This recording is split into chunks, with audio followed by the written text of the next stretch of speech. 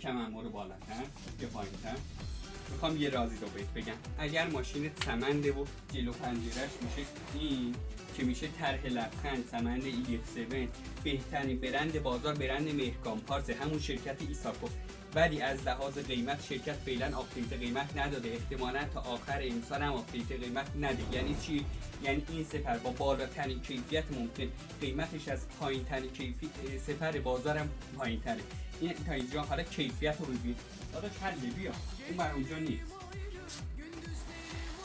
این میشه کیفیت سپری که شما باید تعیین کنید. این است بالاترین کیفیت ممکن بازار رو داره. شما نمیتونید سپری پیدا کنید که در این حد استحکام و کیفیت رنگ، کیفیت جنس داشته باشه. حالا میخواید تشخیص بدید داخل سپر باید جنس درجه 1 باشه.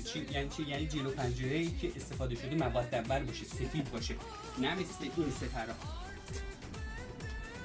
اینا رو ببینید، اینا جنس درجه 2، داخلش مشکیه. داخل جلو پنجره اصلی همیشه سفیده. این از این. نکته دوم،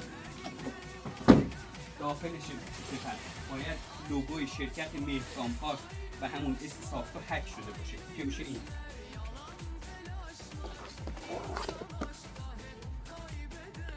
ارادتمندم، امیدوارم پستامون براتون مفید بوده باشه. ما رو به دوستاتون معرفی کنید، فالومون کنید حتما. خیلی مخلصیم.